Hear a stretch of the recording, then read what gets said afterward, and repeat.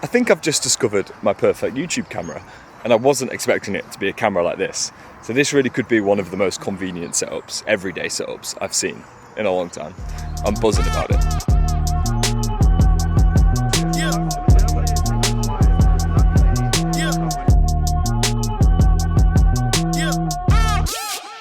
In a recent video, I literally said out loud that gear acquisition syndrome has reached an all-time low. And then a few days later, I bought a new camera. How very contradictory of me. So in this video, we're going to talk about this little fella, the Canon Powershot V1, why I decided to buy it, and just justify my purchase, really. And then also share with you some of the pros, some of the cons, and give you some ideas if you're thinking about buying a camera like this yourself. Also, the first thing I want to say is, it isn't a Leica, so it didn't leave a giant black hole in my bank account. This was somewhat reasonable.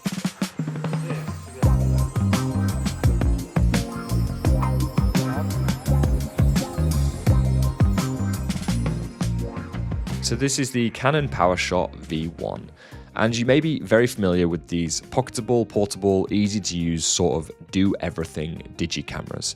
And they're very popular right now, and I remember even in 2016, 2017, specifically the Canon G7X was a huge hit with vloggers, YouTubers, people making content on the go. And even the latest release of the G7X series, which came out in 2019, is still a very in-demand camera, and I don't think it's very easily available. However, fast forward to 2025, 2026, many camera brands are releasing these pocketable video, photo, hybrid, will do anything you need it to sort of cameras. And here I am with one that I never thought I would buy because I'm a serious videographer. I'm a very passionate, serious photographer. I buy expensive equipment and the best quality equipment, and I don't play around with children's cameras. At least that's what I thought until I realized that this little bad boy really packs a punch. So let's talk about it.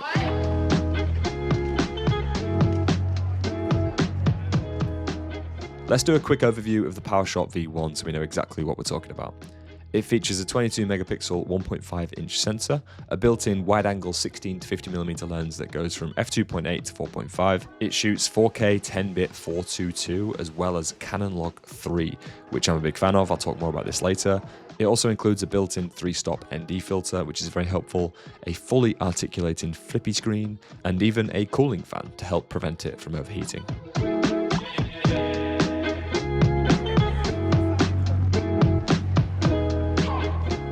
As I mentioned, there are many cameras like this on the market. Sony have some good options, Lumix have some good options, and Canon are very much in this space. I don't have all of the other direct competitors to this camera to make a comparison for you in this video, but the V1 specifically ticked a few key boxes that I was looking for to fit into my workflow. So I will be making some comparisons to other everyday camera setups, just not other digi cameras, because I've been testing the iPhone, the DJI, the Insta360, and my Canon R6 Mark II that I'm filming with now, and I'm just trying to find the perfect camera, which doesn't exist, but I'm hoping this will fit into my workflow and solve all of my problems.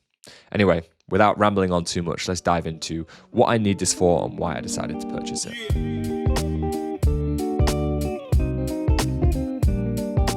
Right now I'm using the Canon R6 Mark II with the 24-70 RF lens.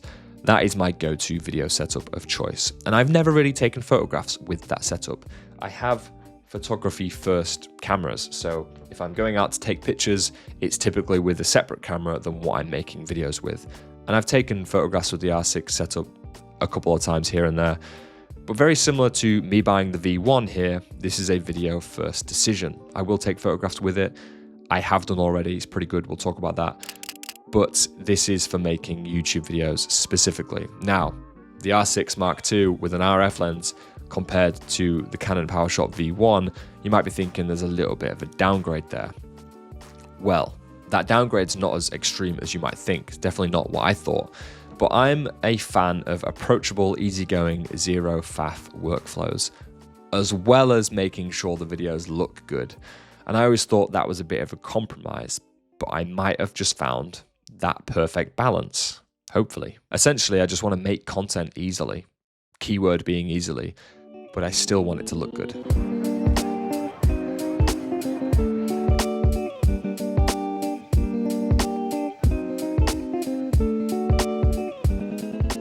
Let's take a quick look at some of the other options that are available that I've tried over the years for making content on the go.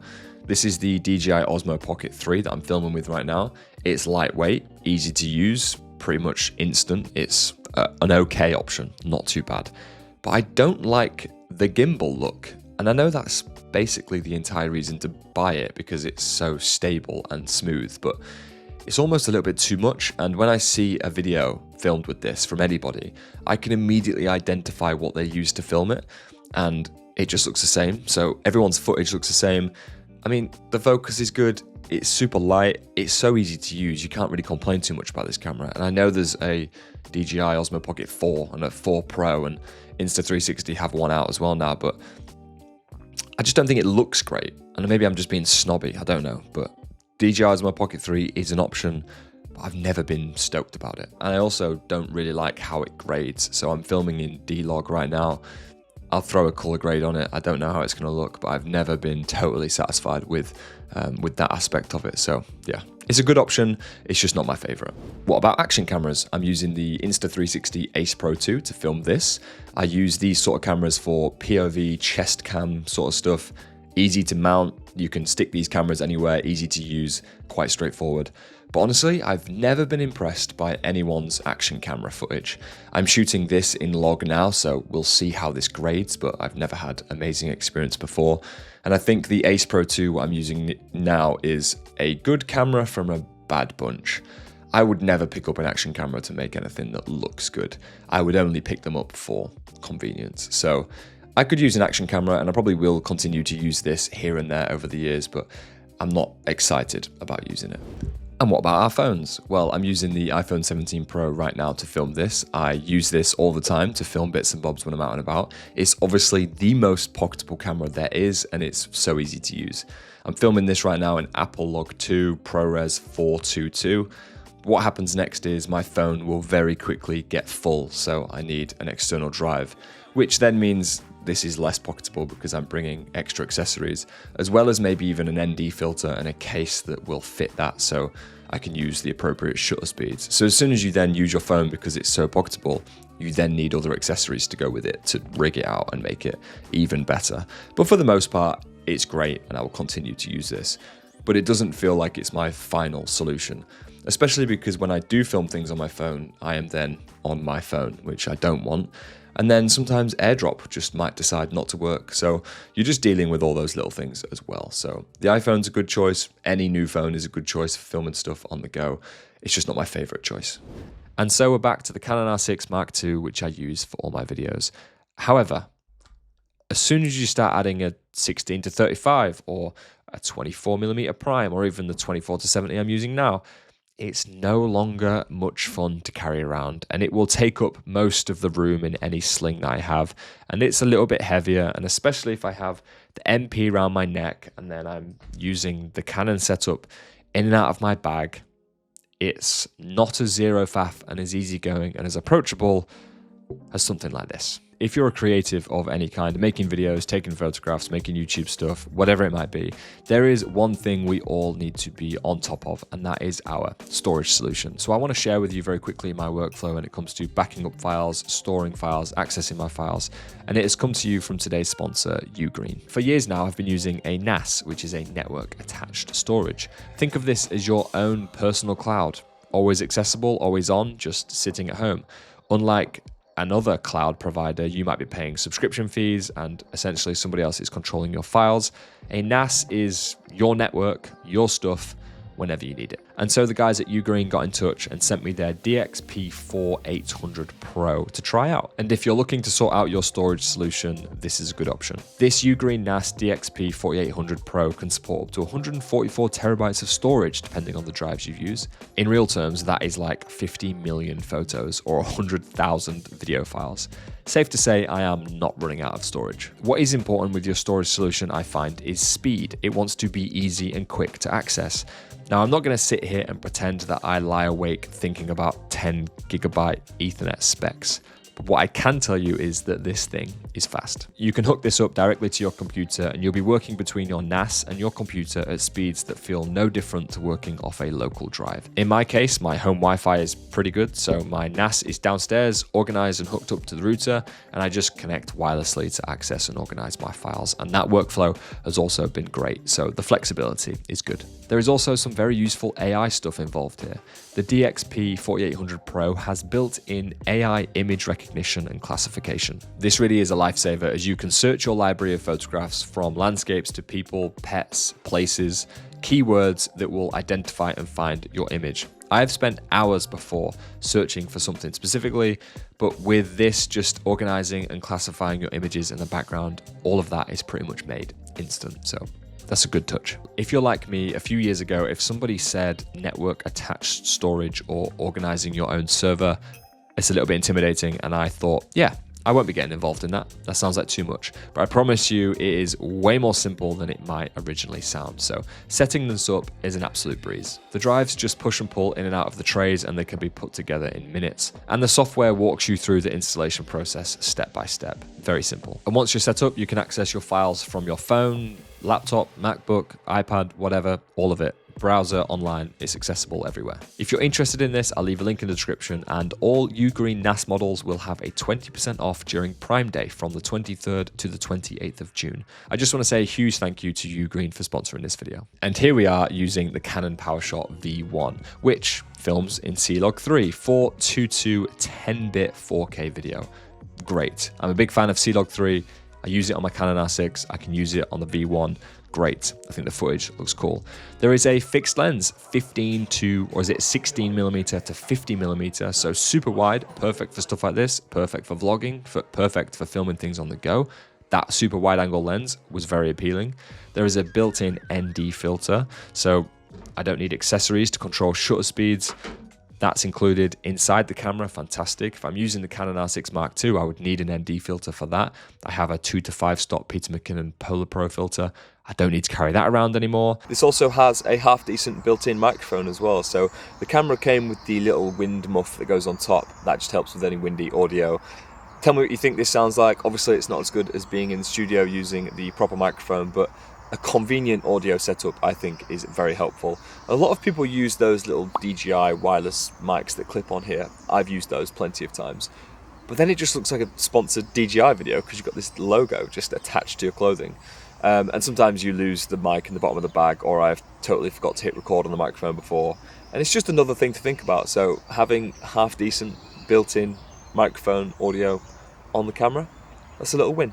This does also feature a few stabilization modes. So right now I'm filming this with just image stabilizer on. That's it. Let me know what you think. Handheld, I'm vlogging a little bit. It's going to be slightly messy, but we'll see how it holds up. And now I have image stabilizer as well as digital image stabilizer on. So 2 forms of stabilization there. Let me know what you think. Again, I'm not really trying to keep this stable. I'm just walking and vlogging. So let me know what you think. And this right here is image stabilizer on, digital image stabilizer on, and enhanced. And you can see that there's a bit more of a crop here. It's working a little bit harder to keep everything smooth.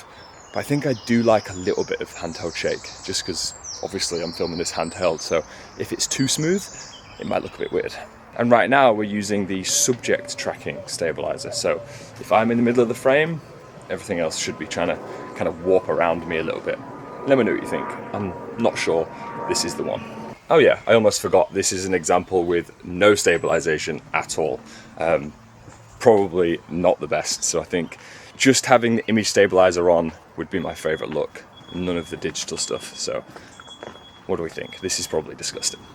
And the final thing, maybe the main reason, the key point here to why any of us would pick up a small digicamera like this is because it's literally pocketable. What I was just saying about using the Canon R6 and having to bring these giant lenses, I just don't need to do that with this. I can actually slide it in and out of any of my bags, any of my pockets, a hoodie pocket. Great. This Canon Powershot V1 can do everything my R6 can do within reason. And especially when I'm out on location, spending long days in the city, making YouTube videos, or if I'm traveling anywhere, the Canon Powershot V1 can tick all the boxes that I need it to. So I'm a very happy boy.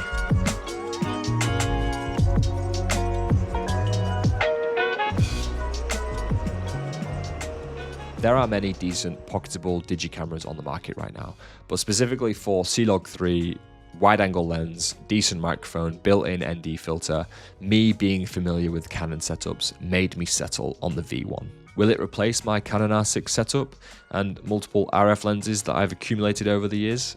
No, not entirely, just for more run and gun, easygoing stuff. Most of the reasons why I bought this camera, actually, the entire reason I bought this camera was for its video features. But let's talk about taking pictures with it, because I was impressed and actually a little bit surprised. First of all, it's almost instant to turn on, so it boots up and it is ready very quickly, especially for street photography and travel content on the go. That's important. The autofocus is outstanding. It worked every single time it needed to. Now, as someone that doesn't use autofocus for a lot of street photography, I'm somewhat a little bit hesitant or not that comfortable with it. And that sounds so strange, but I promise once you use manual focus lenses for a long period of time, this becomes muscle memory. And then using an autofocus camera to shoot fast-paced street stuff, it's a little bit different, but I was really impressed. It worked perfectly. Just talking about image quality real quick while we're here, it's pretty good. I was impressed. Actually better than I thought it would be. And do not be fooled in thinking you need 60 megapixels, 100 megapixels, a full frame sensor to produce high quality work. This is essentially a micro four thirds sensor, and it is by far capable of anything I'm going to need it for. And I'm sure it's capable and good enough for anything you're going to need it for. Even if I had to do a professional shoot with this, it would be fine. It wouldn't be the best thing in the world. It's not the best thing I've seen in the world, but it's totally fine. And for run and gun, on the go, easy, no faff workflows, this is such a good little camera, and I've been nothing but totally impressed with it. It's funny because every time I buy a new camera, Hannah kind of rolls her eyes and thinks, oh, here we go again. He's spent more money on things that he doesn't need, which is probably true for the most part. But when Hannah saw this camera, she thought, oh, I'm going to take that on a girl's holiday, or I'm going to take it to the coffee shop and take some cute pictures. What is it about these cameras that seem way more approachable? And I didn't know that Hannah would want to use this, but if it means that she questions the parcels that arrive at the house less, then fine. She can go ahead and use it all she wants.